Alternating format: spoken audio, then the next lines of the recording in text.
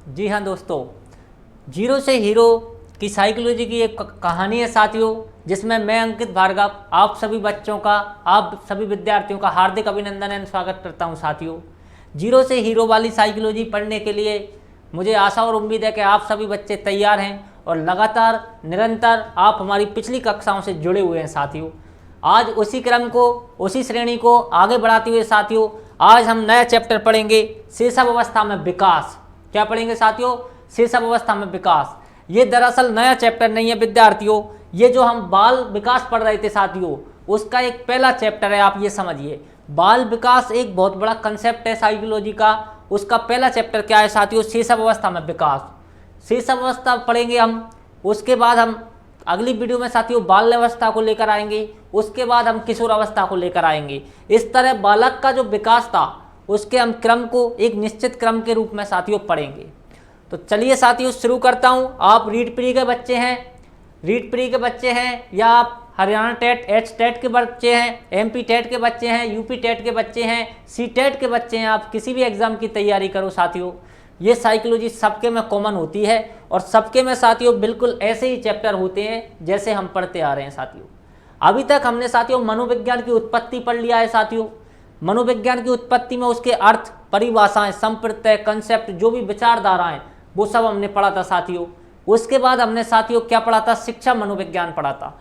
कैसे शिक्षा में मनोविज्ञान महत्वपूर्ण भूमिका निभाता है, किस तरह मनोविज्ञान शिक्षा में जो है प्रवेश करता है साथियों, और क्या क्या परिभाषाएं शिक्षा मनोविज्ञान से संबंधित मनोवैज्ञानिकों के जहन में आई और उन्होंने धरातल पर उसको क्या है साथियों अवतरित किया।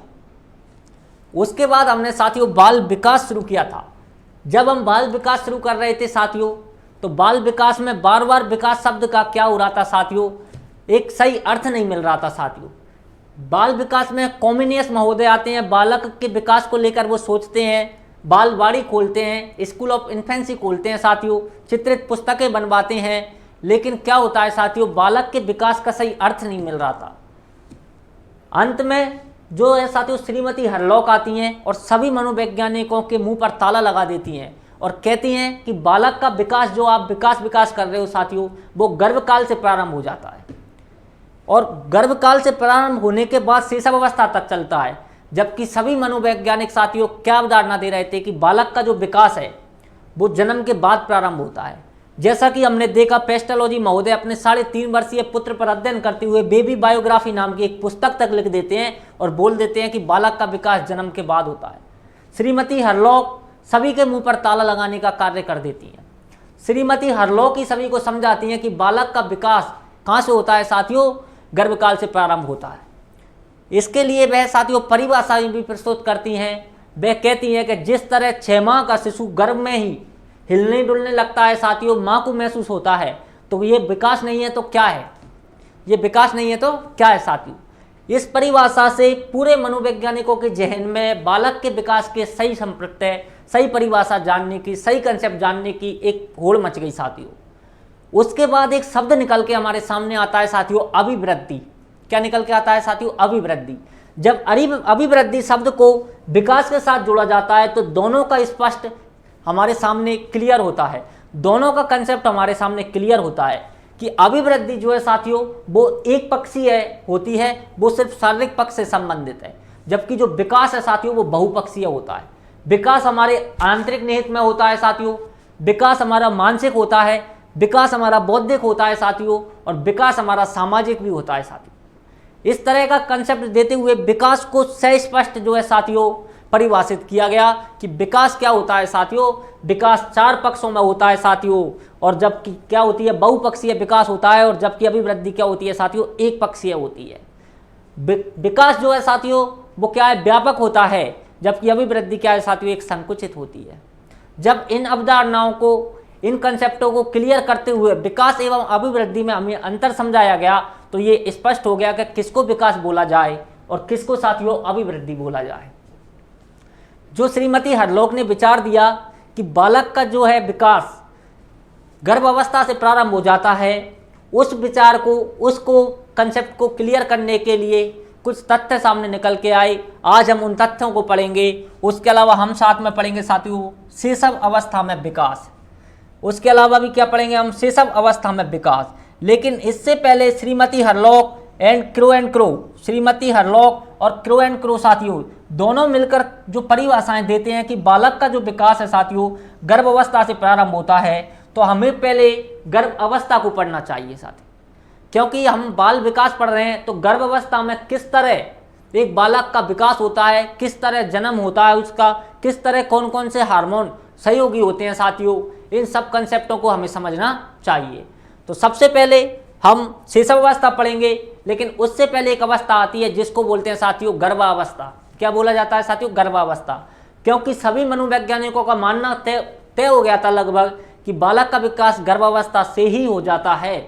यदि गर्भावस्था में बालक का विकास नहीं होता तो बालक कैसे हिलता, बालक कैसे पोषण प्राप्त करता। और हम जब देखते हैं बालक का जन्म हुआ होता है तो बालक के कान, आंख, नाक सब कुछ बने बनाए आते हैं। तो इसका मतलब तो ये तय हुआ कि बालक का विकास कहाँ हो गया था साथियों, गर्भावस्था में भी हो गया था। तो ये कंसेप्ट हमने गर्भावस्था के लिए एक कंसेप्ट समझने की हमने एक कोशिश की है साथियों, और इस कोशिश को मैं आपको पूरा जो है एक प्रयोग करूंगा कि आप इसको अच्छे तरीके से समझें। देखिए शैशव अवस्था में विकास, शैशव अवस्था में विकास पढ़ने से पहले हमको पढ़ना पड़ेगा साथियों गर्भावस्था में विकास। तो चलिए साथियों शुरू करते हैं हमारी इस क्लास को। मुझे आशा और उम्मीद है कि आप निरंतर हमारे साथ जुड़े हुए हैं। इसके लिए आपका मैं सबसे पहले तो धन्यवाद देना चाहूँगा साथियों। सबसे पहले तो मैं आपका धन्यवाद देना चाहूँगा, और उसके अलावा आप वीडियो को लाइक कीजिए, अपने दोस्तों तक शेयर कीजिए साथियों, क्योंकि मैं भी आपके लिए निरंतर जो है, मुझे समय कम मिल पाता है लेकिन फिर भी मुझे जितना मिल पाता है मैं आपके लिए देने का प्रयास करता हूं साथियों। क्योंकि फिलहाल क्या है, थोड़ा ऑफलाइन भी बैच चल रहा है रीड का, रीड प्री के बच्चे ऑफलाइन भी आते हैं, तो इसके चलते साथियों हम क्या वीडियो शूट नहीं कर पा रहे हैं, लेकिन फिर भी मैं आपके लिए प्रयास कर रहा हूं साथियों। तो एक लाइक और चैनल को सब्सक्राइब तो कीजिए। देखिए साथियों गर्भावस्था में विकास, शैशव अवस्था में विकास पढ़ने से पहले ये कंसेप्ट हमको समझना पड़ेगा कि जो श्रीमती हरलॉक ने कहा है गर्भावस्था में विकास, तो गर्भावस्था में विकास कैसे होता है एक्चुअल में, उस कंसेप्ट को हमको क्लियर करना पड़ेगा। तो देखिए गर्भावस्था में विकास, इस अवस्था को बीजावस्था बोला जाता है। गर्भावस्था को क्या बोला जाता है साथियों, बीजावस्था। लेकिन गर्भावस्था को बीजा नहीं बोला जाता, पहले पूरी लाइन पढ़िए। इस अवस्था को बीजावस्था बोला जाता है।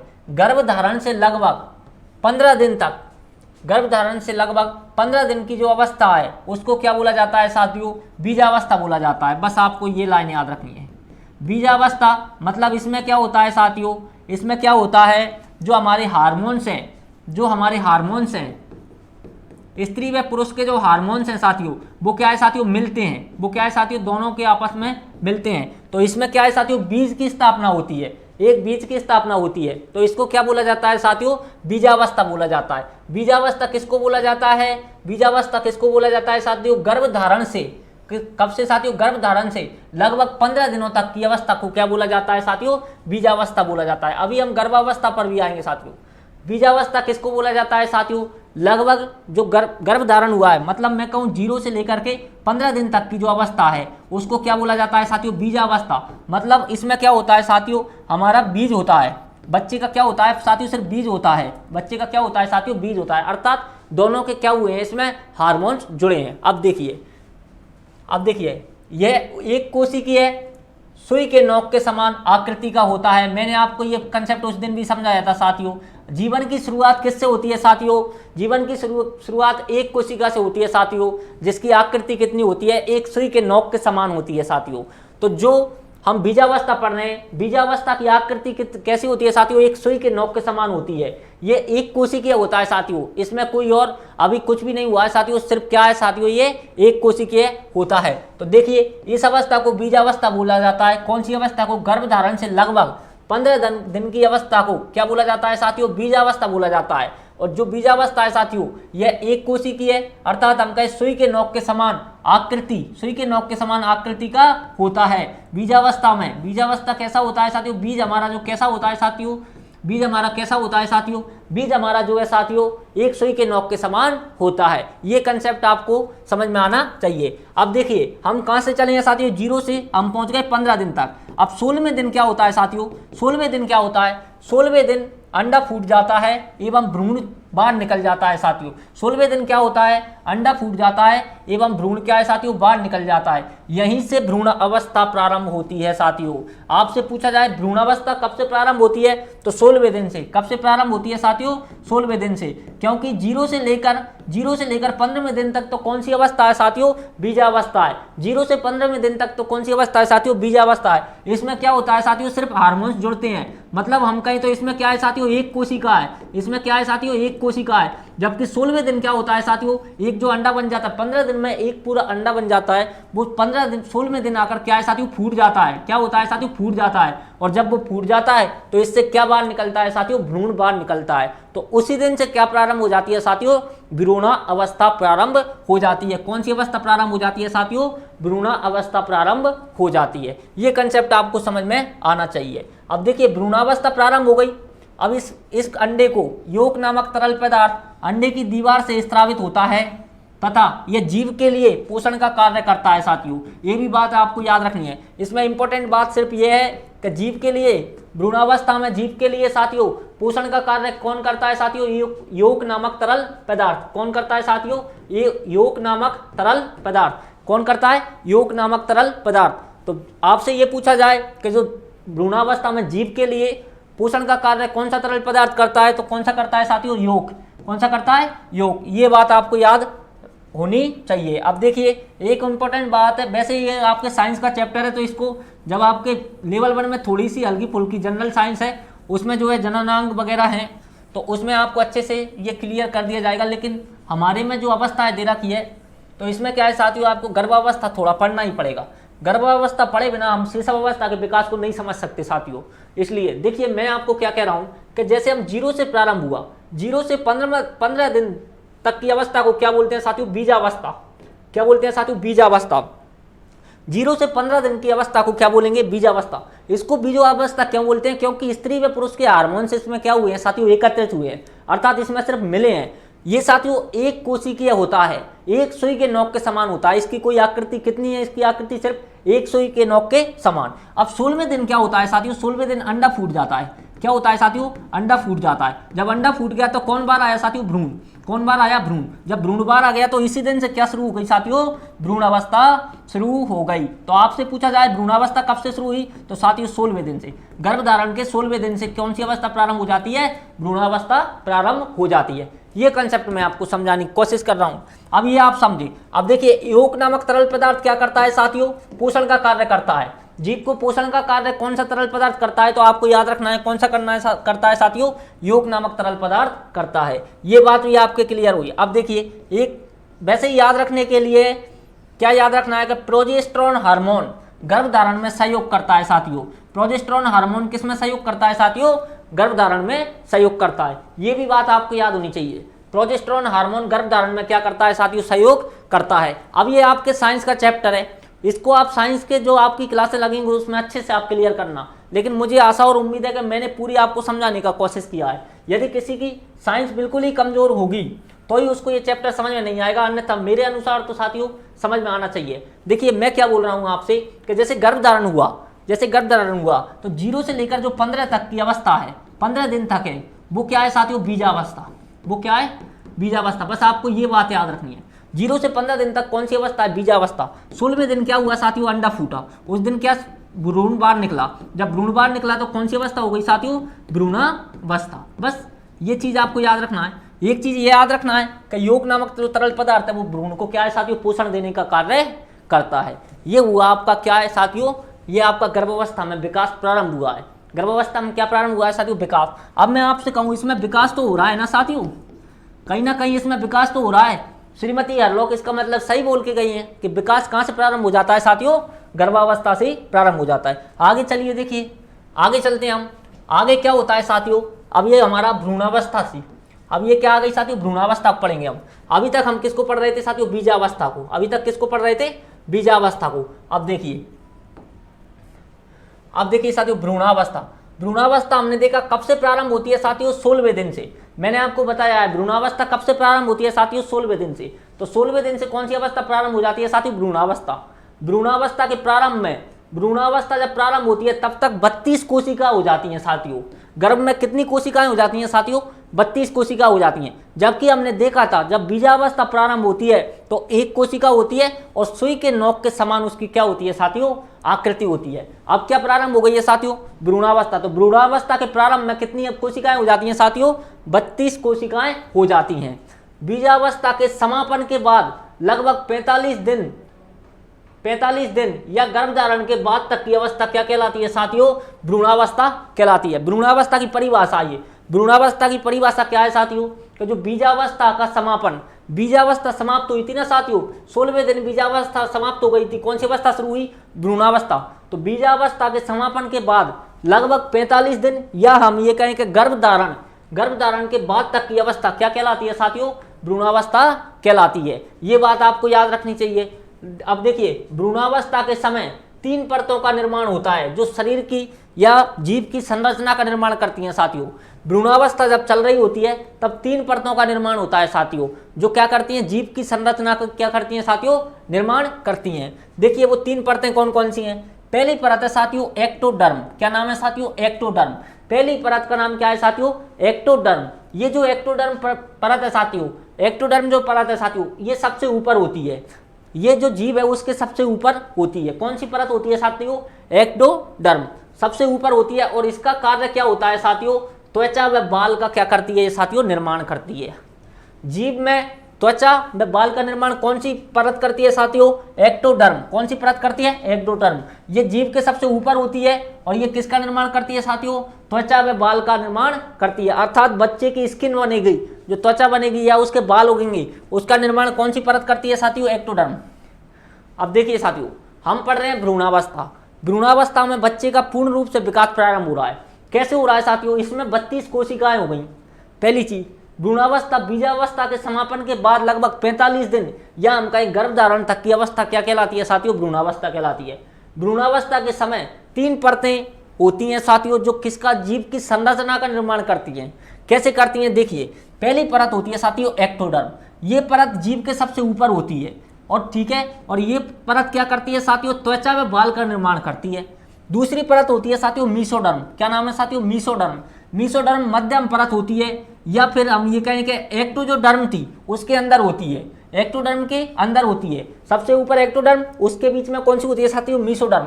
ये मध्यम परत होती है, या हम कहीं उसके अंदर होती है। किसके अंदर? एक्टोडर्म के अंदर होती है। और ये क्या बनाती है साथियों? मांसपेशियां बनाती है। ये क्या बनाती है? हमारी मांसपेशियां बनाती हैं। तीसरी परत होती है साथियों एंडोडर्म। क्या नाम है साथियों? एंडोडर्म। ये सबसे आंतरिक परत होती है साथियों। ये क्या होती है? सबसे आंतरिक परत। और ये क्या बनाती है साथियों? मस्तिष्क, हृदय व लीवर।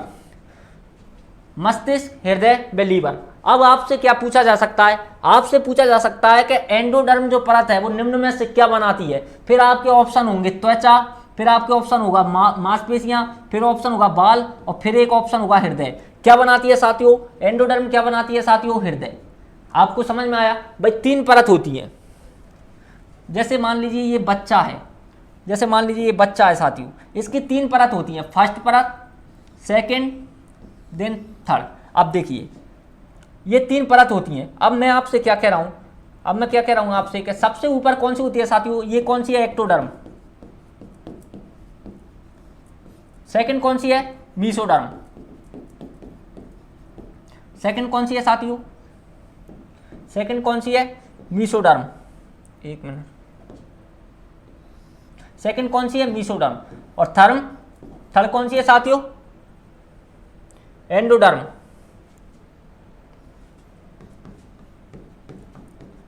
अब देखिए, आप देखिए सबसे ऊपर हमारे शरीर में, आप सोचने की बात है कि सब आपको सिर्फ नाम याद करने, आपको कुछ याद नहीं करना, सब अपने आप याद होगा। कैसे याद होगा? सबसे ऊपर हमारे शरीर में क्या होता है? त्वचा, या फिर क्या होते हैं साथियों? बाल। कौन बनाता है साथियों? सबसे ऊपरी परत। उसके बाद हमारे शरीर में क्या होता है साथियों? मांसपेशियां। उसके बाद क्या होता है साथियों? मांसपेशियां, जिन पर नसें चलती हैं, मांसपेशियां। तो वो कौन बनाएगी साथियों? मीसोडर्म। और उसके अंदर क्या होता है साथियों? हमारे हृदय है, फेफड़े हैं, या हम कहें किडनी है, ये सब क्या है साथियों? तो ये कौन बनाएगी साथियों? एंडोडर्म। तो यही चीज तो यहाँ कह रही है, आपको कंफ्यूज होने की जरूरत ही नहीं है। क्या चीज चल रही है यहाँ कि सबसे ऊपर होती है साथियों एक्टोडर्म, एक्टोडर्म सबसे ऊपर होती है और त्वचा व बाल बनाती है। उसके बाद होती है साथियों मीसोडर्म, मीसोडर्म को मध्यम परत या हम बोले उसके अंदर होती है, किसके अंदर होते हैं साथियों, एक्टोडर्म के अंदर होती है। और ये क्या बनाती है साथियों, मांसपेशियां। थर्ड आती है साथियों एंडोडर्म, आंतरिक होती है, सबसे अंदर होती है, मस्तिष्क, हृदय और लीवर का क्या है साथियों, ये निर्माण करती है। ये बात आपको याद होनी चाहिए।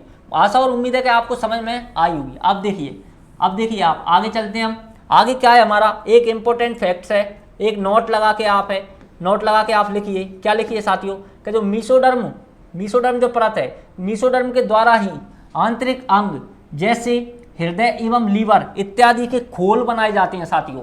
अब देखिए आप, मीसोडर्म जो मांसपेशियां बना रही है उसके द्वारा ही क्या है साथियों, खोल बनाए जाएंगे।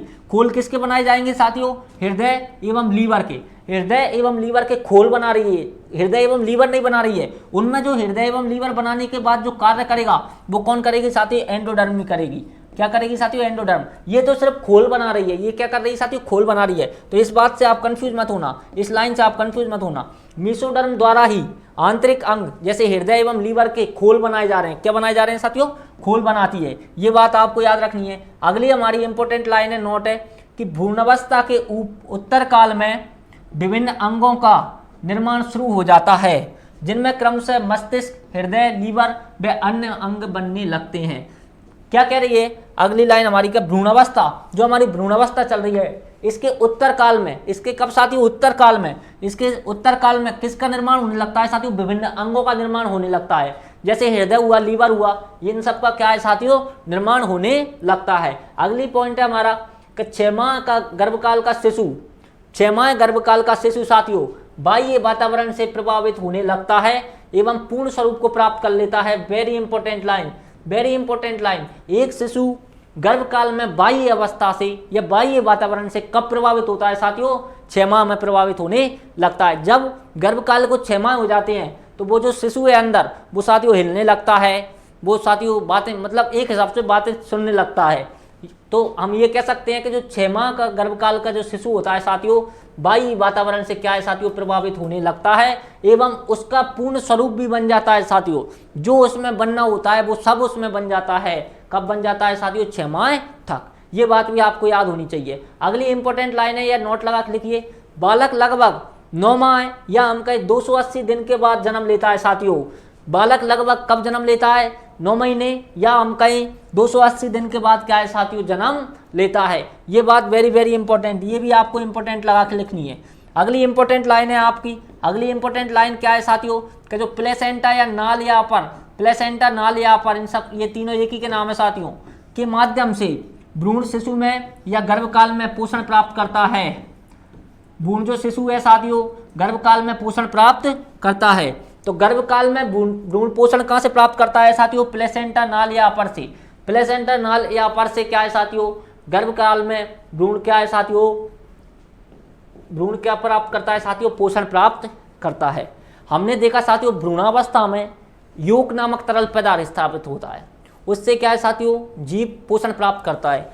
जबकि गर्भकाल में आपसे पूछा जाए तो प्लेसेंटा नाल या अपरा नाल, इनसे क्या है साथियों, भ्रूण पोषण प्राप्त करता है। ये बात आपके समझ में आई कि नहीं, मुझे ये बताइए। ये 4-5 इंपॉर्टेंट लाइनें हैं, ये समझ में आई या नहीं आई। एक बार मैं आपको शुरू से समझा दूं क्या बात है, क्या लाइन है ये लाइन है साथियों, ये लाइनें ये कह रही हैं, देखिए ये लाइनें क्या कह रही हैं, ये लाइनें ये कह रही हैं कि जो मीसोडर्म है साथियों, मीसोडर्म वैसे तो मध्यम परत है, अंदर आंतरिक परत तो है नहीं, वैसे तो मध्यम परत है, लेकिन इसके द्वारा क्या है साथियों, लीवर और हृदय हैं, इनके खोल बनाए जाते हैं। बस इतनी सी बात कह रही है। देखिए अगली लाइन क्या कह रही है हमारी, अगली लाइन क्या कह रही है, अगली लाइन ये कह रही है कि भ्रूणावस्था के उत्तर काल में साथियों विभिन्न अंगों का निर्माण प्रारंभ हो जाता है, जैसे मस्तिष्क का बनना, हृदय का बनना, लीवर का बनना और अन्य अंग भी साथियों क्या होते हैं, बनने लगते हैं। बस इतनी सी बात ये कह रही है। अगली लाइन क्या कह रही है हमारी, अगली लाइन ये कह रही है कि 6 माह गर्भकाल का शिशु बाह्य वातावरण से प्रभावित होने लगता है एवं पूर्ण स्वरूप में आ जाता है, पूर्ण स्वरूप को प्राप्त कर लेता है साथियों। बस इतनी सी बात ये लाइन कह रही है। अगली लाइन क्या कह रही है साथियों हमारी, अगली लाइन क्या कह रही है कि बालक, ये 4, ये गलत है भाई, ये 4 को मत लिखना। बालक लगभग 9 माह है। बालक लगभग कब साथियों? 9 माह है। या हम कहें 280 दिन के बाद साथियों क्या लेता है? जन्म लेता है। बालक 9 माह है या 280 दिन के बाद जन्म लेता है। जबकि अगली लाइन ये कह रही है कि जो प्लेसेंटा, नाल या अपर होते हैं, प्लेसेंटा, नाल या अपर होते हैं, इनके माध्यम से भ्रूण या हम कहें शिशु गर्भकाल में क्या है साथियों? पोषण प्राप्त करता है। आपसे बीजावस्था में पोषण पूछा जाए तो किस पदार्थ से होता है साथियों? यौक नामक तरल पदार्थ से। जबकि आपसे इसमें पूछा जाए साथियों गर्भकाल में तो किससे होता है? प्लेसेंटा, नाल या अपर से।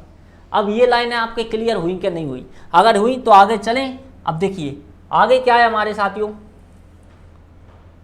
आगे हमारे अन्य तथ्य हैं। क्या अन्य तथ्य हैं साथियों? ये अन्य तथ्य हैं, पहला है साथियों, पहली इंपॉर्टेंट लाइन है साथियों, देखिए ऑक्सीटोसिन हार्मोन जन्म से पूर्व में सहयोग करता है। मतलब बच्चे का जन्म होने वाला हो उससे पहले ये हार्मोन निकलता है साथियों। ऑक्सीटोसिन हार्मोन जन्म से पूर्व में सहयोग करता है। जन्म होने से पहले कौन सा हार्मोन सहयोगी होता है साथियों? ऑक्सीटोसिन हार्मोन सहयोगी होता है। एक है साथियों प्लेसेंटा जो है कि टूटे भाग से रिलैक्सिन, प्लेसेंटा के टूटे भाग से साथियों रिलैक्सिन हार्मोन निकलता है साथियों। कौन सा हार्मोन निकलता है? रिलैक्सिन हार्मोन निकलता है। ये रिलैक्सिन हार्मोन क्या है साथियों? जनन अंग को बड़ा करने का या जनन नाल को बड़ा करने का कार्य करता है। अब बच्चे का जन्म होने वाला है साथियों, हम क्या पढ़ना चाह रहे हैं? बच्चे का अब जन्म होने वाला है। अब जब बच्चे का जन्म होने वाला है साथियों तो सबसे पहली लाइन कि जो ऑक्सीटोसिन हार्मोन है साथियों ये जन्म होने से पहले सहयोग करता है, जन्म होने से पहले सहयोग करता है। जबकि प्लेसेंटा के टूटे भाग से रिलैक्सिन हार्मोन, नाम ही क्या है साथियों? रिलैक्सिन। नाम ही क्या है? रिलैक्सिन। जब नाम रिलैक्सिन है तो ये क्या करेगा साथियों? रिलैक्स देगा। मतलब ये क्या करता है? रिलैक्सिन हार्मोन जनन नाल को साथियों क्या करता है? बड़ा करने में सहयोगी रहता है, जनन नाल को बड़ा करने में सहयोग करता है। अगला पॉइंट है हमारा कि गर्भकाल में 5 माह के समय शिशु में दांतों का निर्माण शुरू हो जाता है। अच्छा, इस लाइन को आप अच्छे से देखिए मैं आपको क्या कह रहा हूँ। एक चीज़ है कि बालक के दांत कब उग रहे हैं। देखिए शिशु के या बालक के आपसे पूछा जाए दांत कब उगेंगे तो 5 या 6 माह में बालक के दांत उगना प्रारंभ हो जाते हैं। 5 या 6 माह में बालक के दांत उगना प्रारंभ हुए हैं। जबकि इन दांतों का विकास, इन दांतों का साथियों क्या विकास गर्भकाल में प्रारंभ हो जाता है। अब गर्भकाल में कैसे हो जाता है आप पूछोगे? ऐसे प्रारंभ हो जाता है भाई, जबड़ा बनता है हमारा, ऊपर का जबड़ा बनता है, नीचे का जबड़ा बनता है। तो बालक के जो दांतों का विकास है साथियों वो कब प्रारंभ हो जाता है? गर्भकाल में ही प्रारंभ हो जाता है। तो यही लाइन कह रही है ये कि गर्भकाल में 5 माह का जो शिशु होता है गर्भकाल में ही साथियों, जन्म नहीं हुआ अभी उसका, गर्भकाल में 5 माह के शिशु के दांतों का निर्माण प्रारंभ हो जाता है। मतलब उसके जबड़े का साथियों क्या है? निर्माण प्रारंभ हो जाता है कि यहाँ से दांत निकलेंगे। और दांत कब निकलते हैं साथियों? 5 से 6 माह बाद। जन्म के 5 या 6 महीने का हो जाता है बच्चा तब उसके दांत निकलना क्या है साथियों? प्रारंभ होते हैं। ये लाइन भी हम पढ़ेंगे साथियों शिशुअवस्था में। अभी हम पढ़ रहे हैं गर्भावस्था।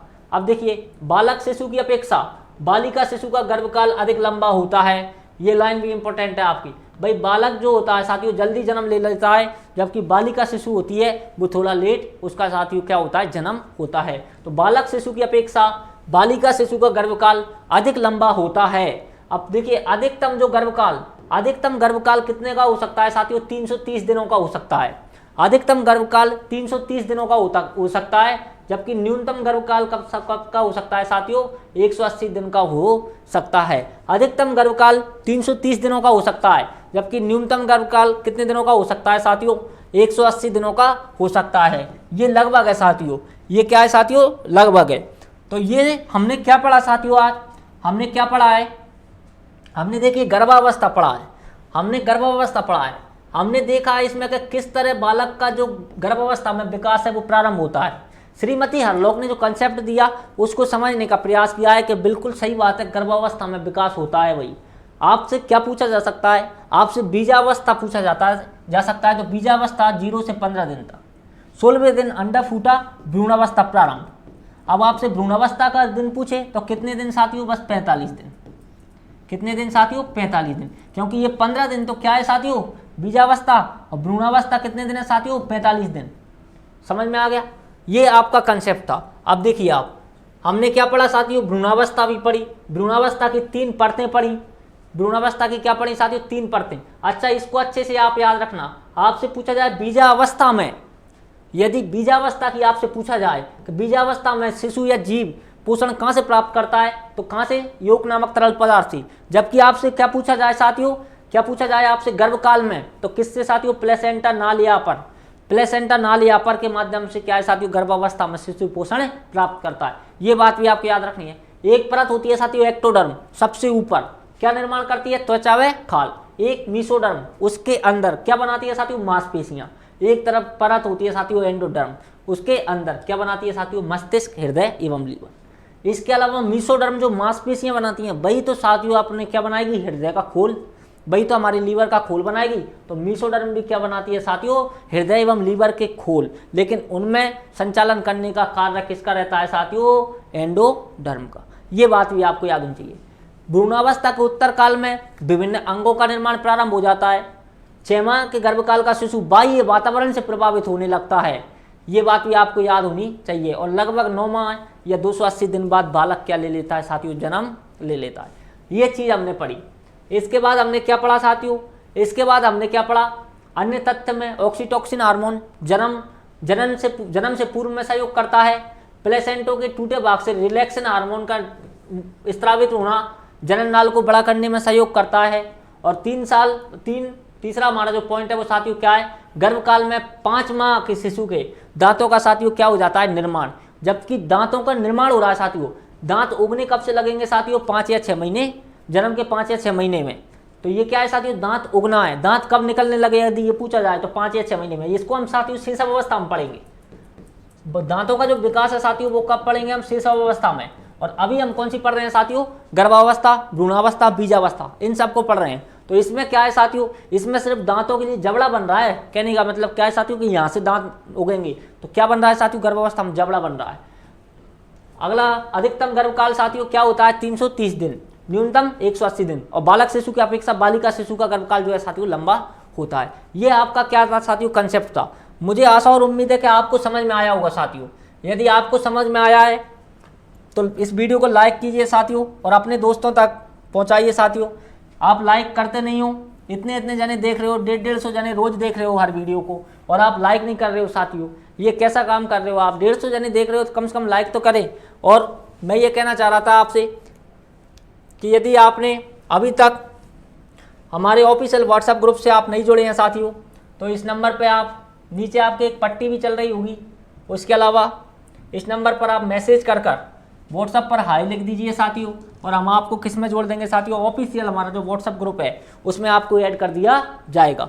8290070692 पर आप SMS कीजिए, हाई लिख कर भेजिए और हम आपको हमारे ऑफिशियल व्हाट्सएप ग्रुप में ऐड कर देंगे। मुझे आशा और उम्मीद है कि आपको ये क्लास बेहद पसंद आई होगी। यदि पसंद आई है तो वीडियो को लाइक कीजिए, अपने दोस्तों तक इसको पहुंचाइए, शेयर कीजिए यार। रीट प्री की भर्ती आने वाली है आपकी 2024 में, तो जब तक आप तैयार हो जाइए साइकोलॉजी को लेकर। जीरो से आप जीरो थे तो आप हीरो बन जाइए साइकोलॉजी में। और आशा और उम्मीद है कि आपको समझ में तो आ ही रहा होगा। चलिए साथियों, मैं लेता हूँ आपसे विदा। राम राम, खमा गणित, जय श्री राम।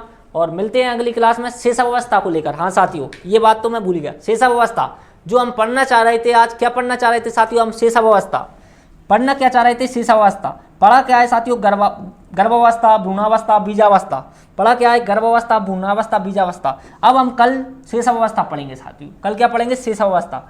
क्योंकि देखिए साथियों, श्रीमती हरलॉक के विचार को हम खाली नहीं जाने देते, इसलिए हमने क्या किया साथियों, पढ़ने की कोशिश की। और हमें समझ में भी आया कि किस तरह गर्भावस्था में विकास होता है, ये भी हमें समझ में आया। अगली वीडियो में शैशव अवस्था। चलिए साथियों, जब तक के लिए जय हिंद, राम राम, खमा गणित, जय श्री राम साथियों।